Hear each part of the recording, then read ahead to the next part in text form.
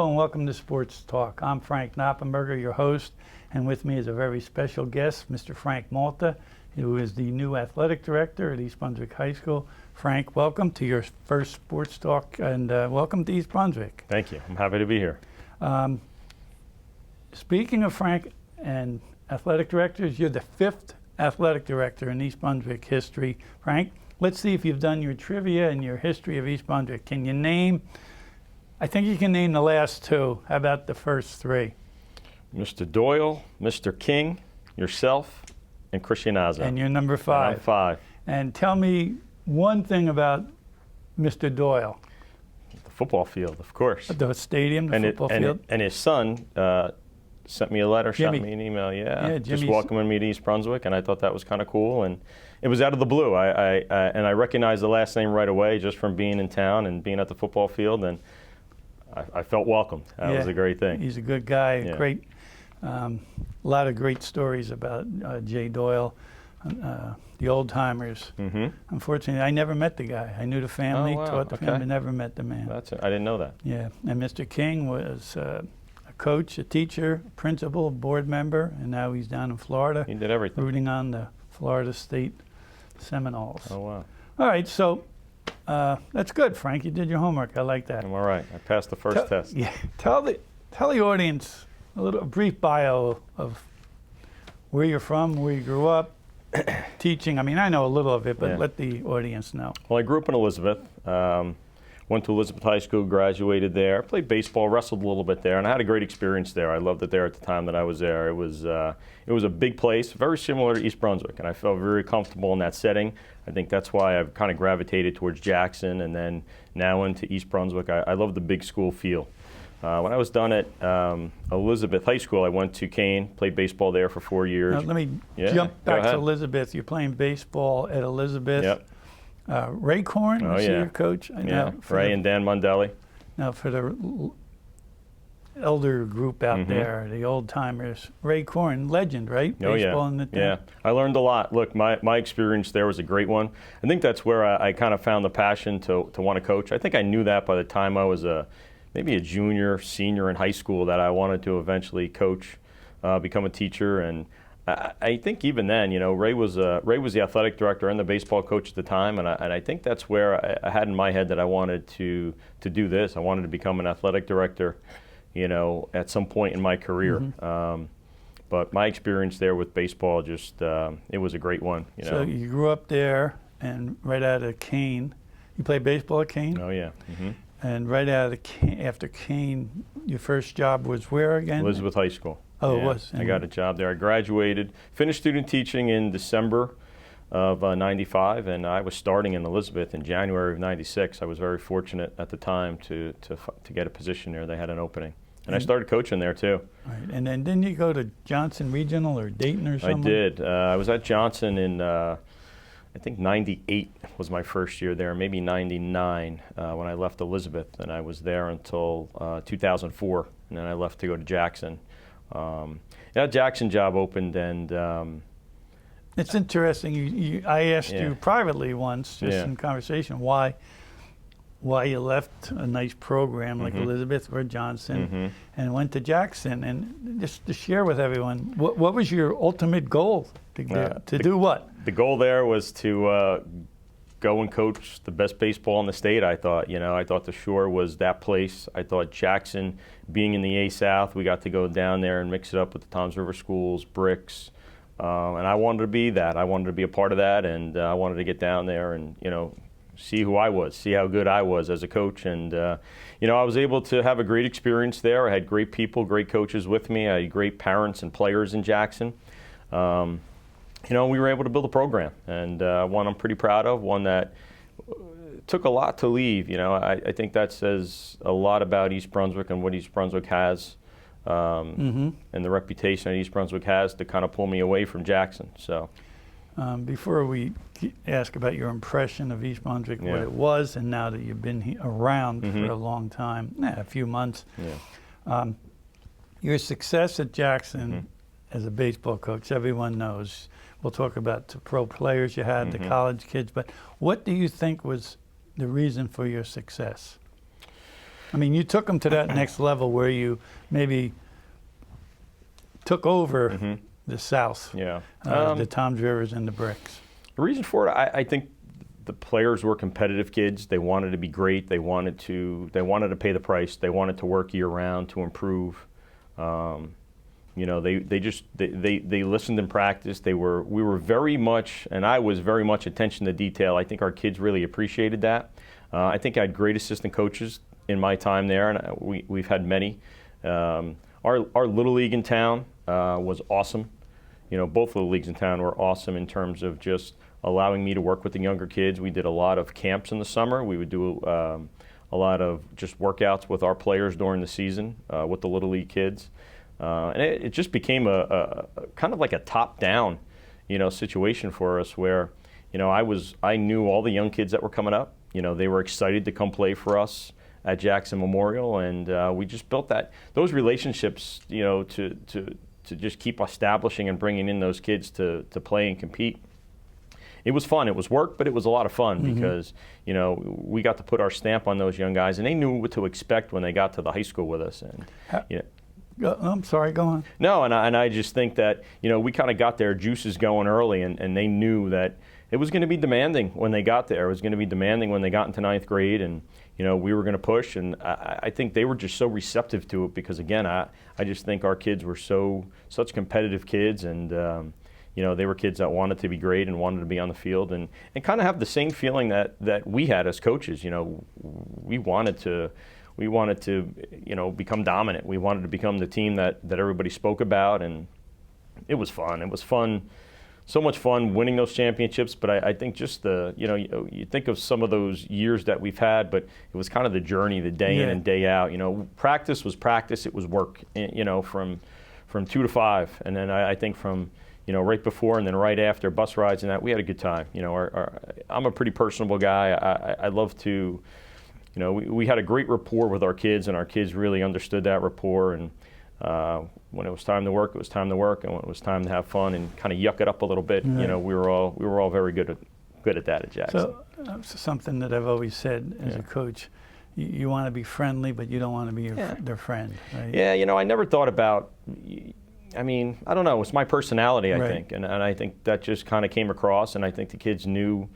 You know, when it was time to work, and the demanding part was just, I don't know, something that we established as coaches, something that I established as a coach, and I think it was just about my personality and how that personality reflected upon our kids, and you know, we were able to kind of differentiate between when it was time to have fun and when it was time to go to work. It's funny, you've been living in East Brunswick 20-something years. I'd run into you now and then. I know you competed against East Brunswick a few times. I remember seeing you at the St. Anthony's basketball game and read about you, and we have mutual friends, but I still don't know. Describe yourself as a coach. What famous coach would you say you're like? Is there one out there, or is it just the Frank Malta style? I don't know. And look, there's no Frank Malta style. I think everybody has their own style. I think each coach has their own way of doing things. You know, the one thing I will say is that I think I was very organized. You know, I'd post a practice plan every day. Our kids knew exactly what we were going to do every day of practice, and they loved it. I loved putting that practice plan up on the board and our guys stopping up into the gym to check out and see what we were going to do. And some guys were there 10 o'clock in the morning to see that practice plan that it was up there. So, you know, I think that's the little stuff that I think the kids just understood how much I was into it, and I think, you know, that they saw my passion, and I think it just kind of, you know, they fed off of that, and I think that was, you know, how we did things. You know, one of the other things I think that I was able to do as a coach as I grew and got older is I talked to the kids more about, you know, some of the things we needed or wanted to do in practice. We were constantly altering how we did our first and third defense, you know, maybe our bunt defense, how we did some things offensively, some of the things that we were creating. And I always asked, you know, what are we more comfortable with? And I think the kids also appreciated that, because then we could have a conversation and tinker around with little things. And we weren't changing the game per se, but we were changing little things that, you know, made it comfortable for one of our middle infielders to be able to move better on a first and third D, or, you know, those little things. And I think when we had that going and we were able to establish that conversation, I just think that also, you know, the kids knew that they could have a voice, and I think we were all working to be better on the field. So I think that part was big for us to kind of keep on going and to keep on, being able to win and have some success. We used to bring kids in here and talk to them, and the question I've always asked them, and I'd like to know about your kids. I always said to them, were you playing a lot afraid to lose? Or did you enjoy winning, as the emotion of winning as compared to the emotion of losing? I hated losing more than I loved winning.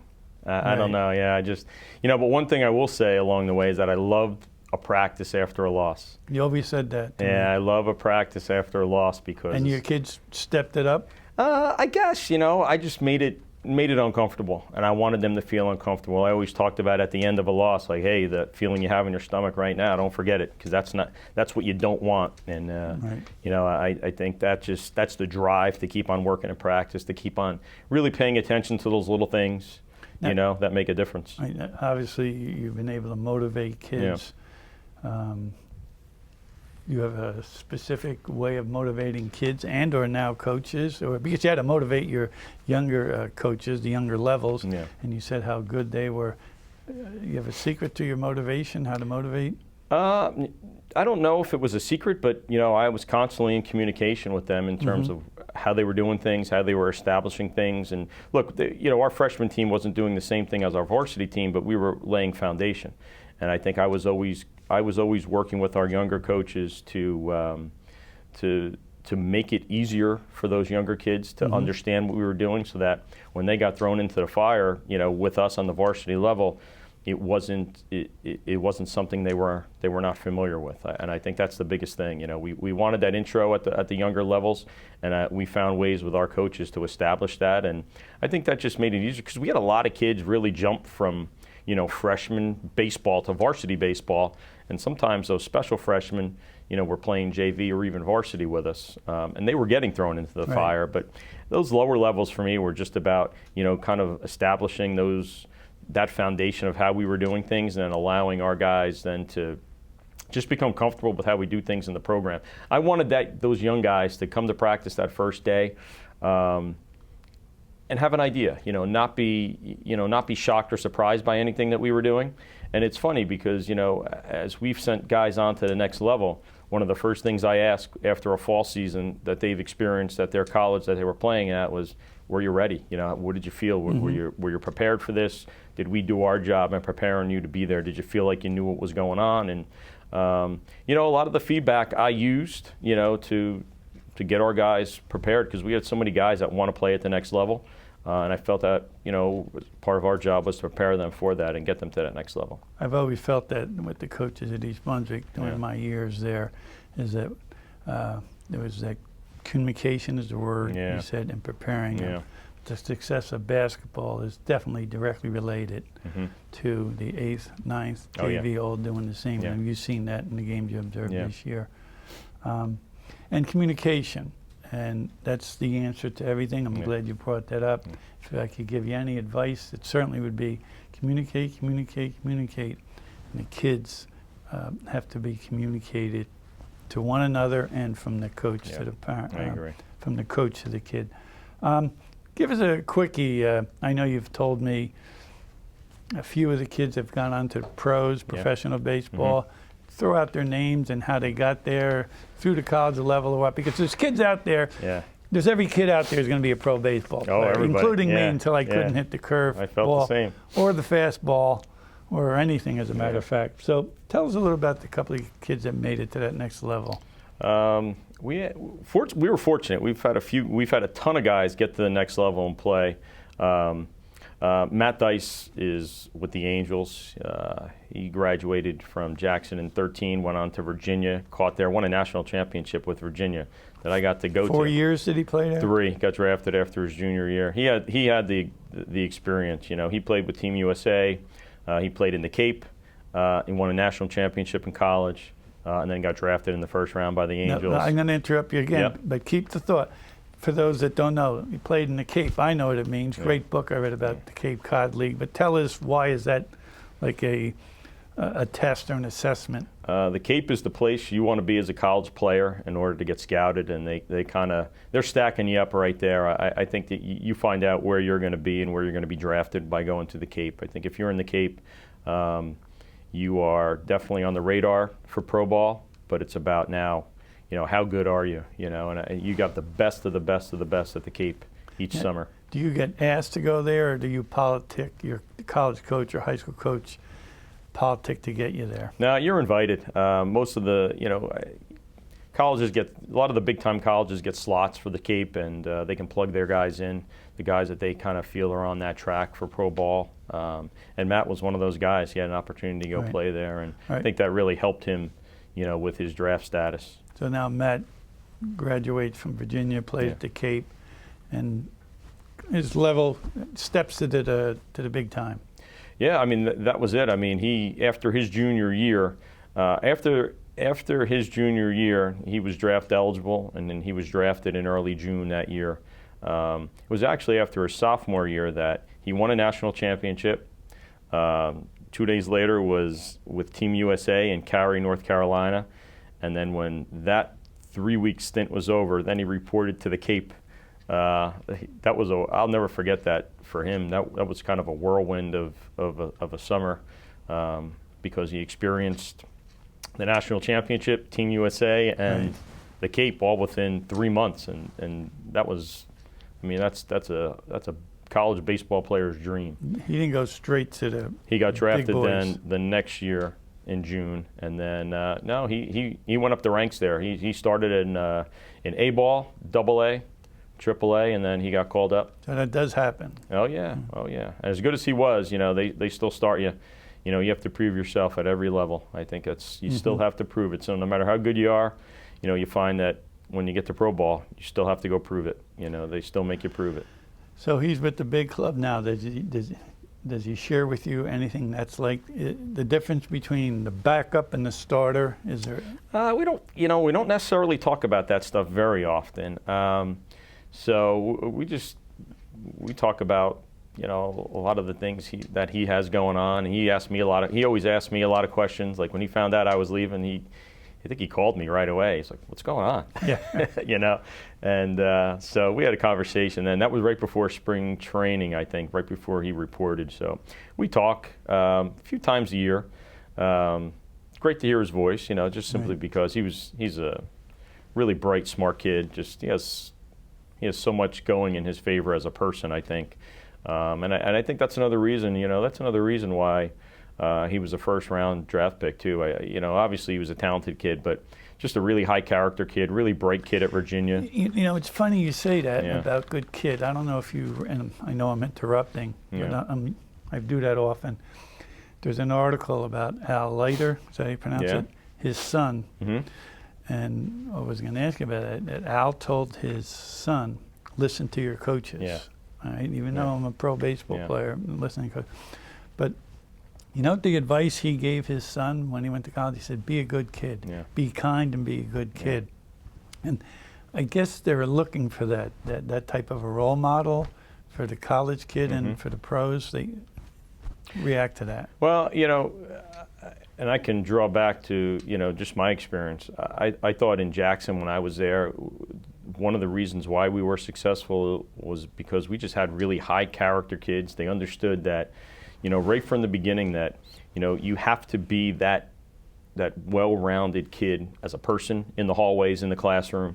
I think you have to take your grades serious because, we didn't have many issues with guys not being able to get into schools or guys being able to play baseball at a school, but then grades were holding them back. We didn't have that in Jackson, and I think that's such an important component for kids to understand. We would talk about that very early with our guys at some of our preseason meetings, especially our freshmen and sophomores, to really take that part of it serious because that's only going to help you, be able to get to that next level.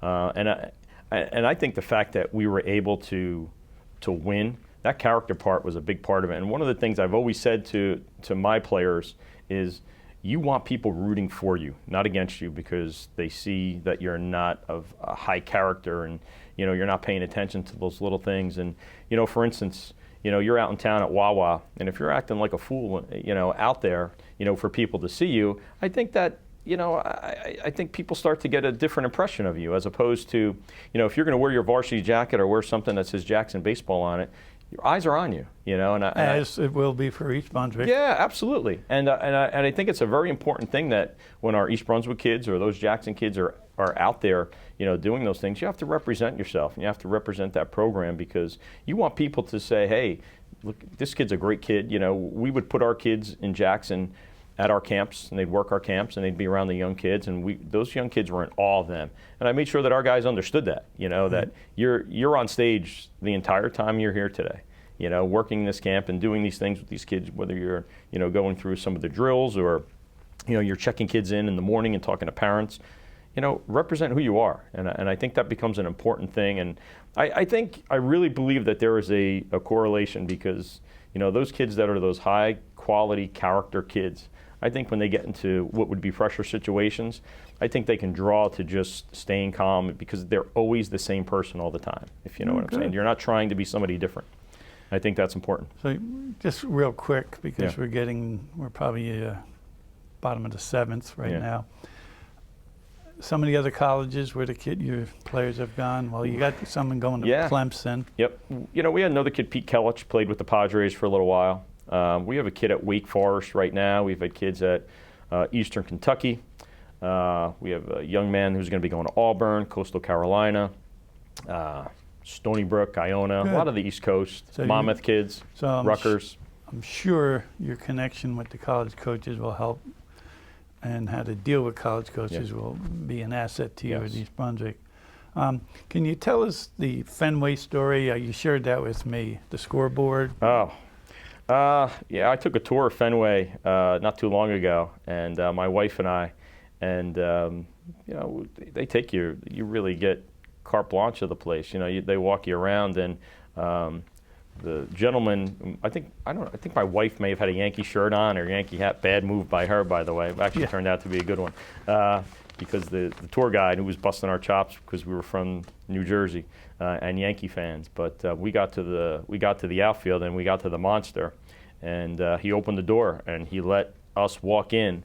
And in Fenway, the tradition is all the pros and the visiting players, they sign their name inside behind the green monster, where they still manually put up the score.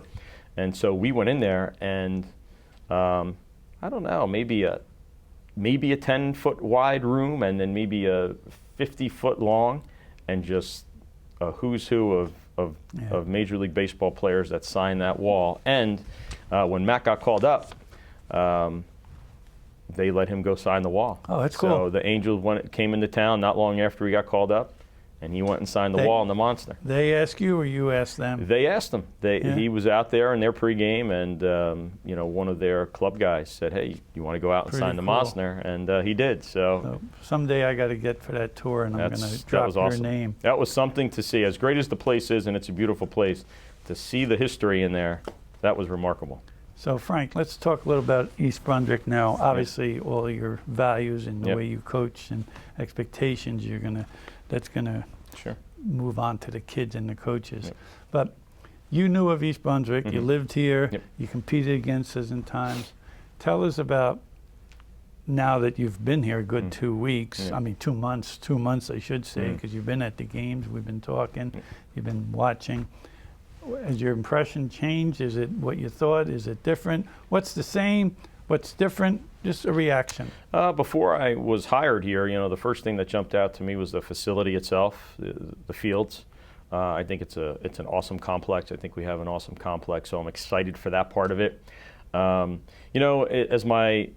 we started our family, my daughters then got to experience the school system, so we got to experience the school system, and obviously we love it. I think it's our girls are doing well here, and they've had a great experience here thus far. One's very good in field hockey, letter winner 3 years, and the youngest daughter's a star gymnast. Yeah, Marissa's a junior, plays field hockey here, and Mia is an 8th grader, and she's a gymnast. So Mia's gonna, I'll be here in Mia's entire time. Marissa's kind of, finishing out her time here in the next year and a half. And they've had a great experience. And then as I began the process here, I just saw some of the people I've got, obviously knowing you for some time and getting to speak with you along the way, you kind of get to, find out what East Brunswick is about. And the more I've gone through the interview process and over the last 2 months of, being around the school, coming to games, just meeting everyone, the one thing that struck me was that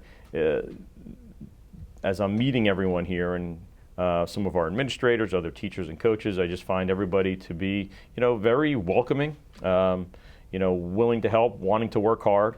And I think for me, coming into this, I think that's something I'm going to look forward to, because I'm going to be working side by side with a lot of the people that I'm meeting now, and I'm going to get to know them even better over the course of time that I'm here.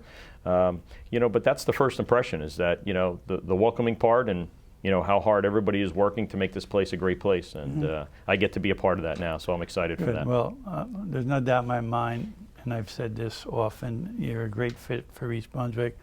They're lucky, you're lucky. We're all fortunate to have you with us. Thank you. How about a closing comment to the audience out there? Because there's going to be thousands and millions of people watching this interview, Frank.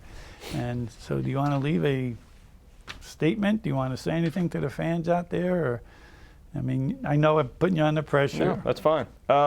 Look, I think my personality is one to, to do this job effectively, you have to be organized. I love organization. I love digging in and doing those little things. I love the communication part of it. You're in a lot of conversations with people, coaches, fellow administrators, and people that are going to be working games and be at games. And, there's conversations that have to be had in order to make things work. People don't always like the answers that they're going to get, but I think, my first thought has to be for our student athletes and for our coaches to have the best experience that they can have. And, that's the impression that I want our kids and our coaches to have with me now becoming the athletic supervisor. So that's what I'm looking forward to. Good. Well said. I wish you the best of luck. I'm sure you'll continue the athletic success at East Brunswick. Again, to reiterate, it's a pleasure having you here. Best of luck, and thanks for sharing with us your history. Absolutely. This was fun. So, thanks for having me. On behalf of Mr. Malta and myself, thank you. Thanks for listening, and remember, go Bears.